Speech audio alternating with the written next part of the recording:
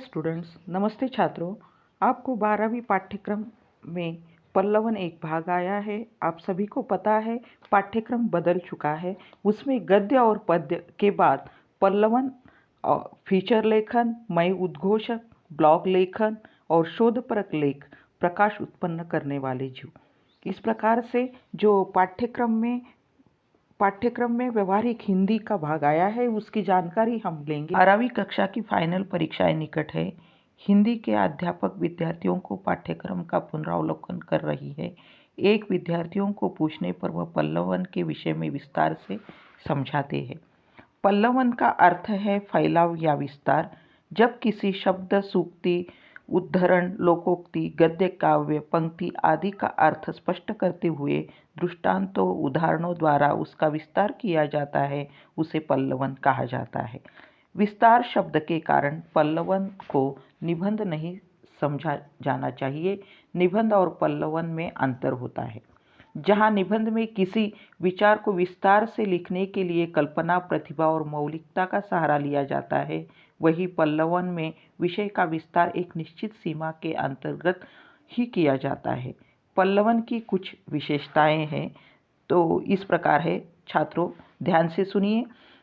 पहला है कल्पनाशीलता, दूसरा है मौलिकता, तीसरा है सृजनात्मकता और चौथा है प्रवाहमयता और पांचवा है भाषा शैली और छठा है शब्द चयन, सातवां है सहजता और आठवां है स्पष्टता और नौवां है क्रमबद्धता।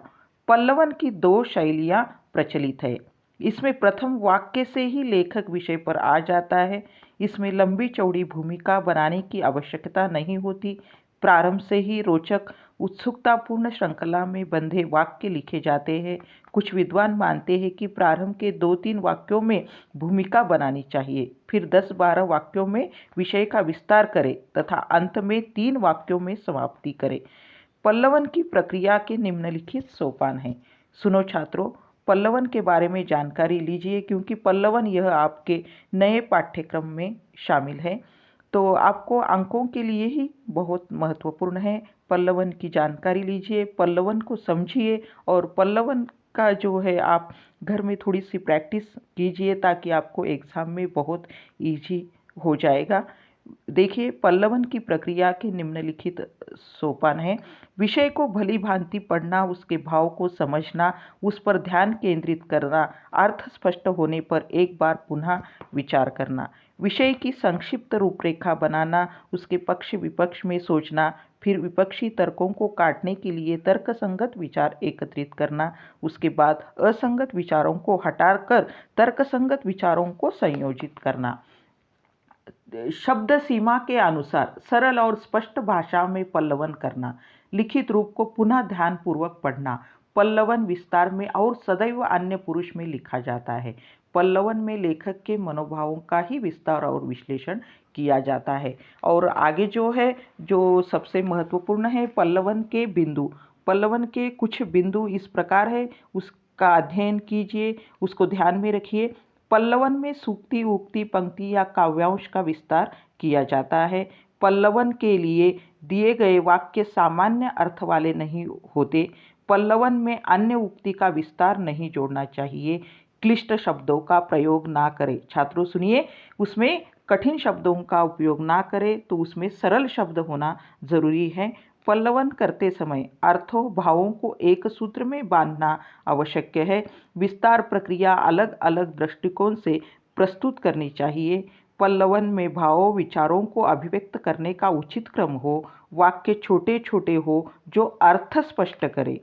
देखिए छात्रों, वाक्य जो है उसके बहुत छोटे होने चाहिए, इतने बड़े बड़े वाक्य आप न कीजिए। भाषा का सरल, स्पष्ट और मौलिक होना अनिवार्य है।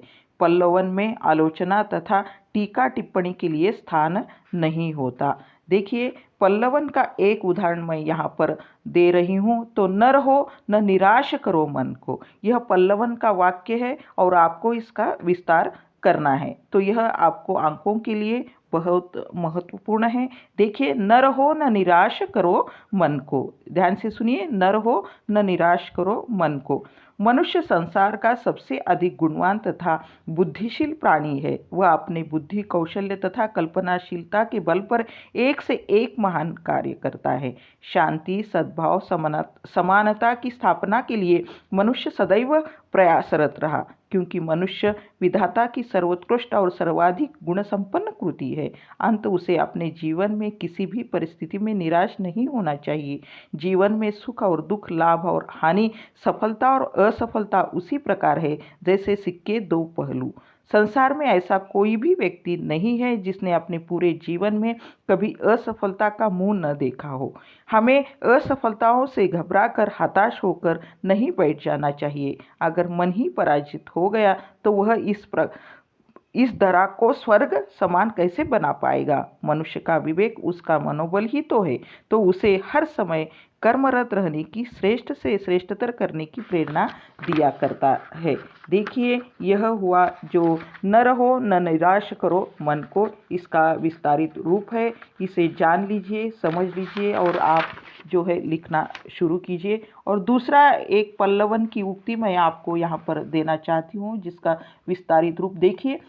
अविवेक आपदाओं का घर है। अविवेक आपदाओं का घर है। तो अब इसको हमें किस प्रकार से विस्तारित करना है। अविवेक आपदाओं का घर है। देखिए छात्रों, विवेक, बुद्धि और ज्ञान मानव की बौद्धिक संपदा है।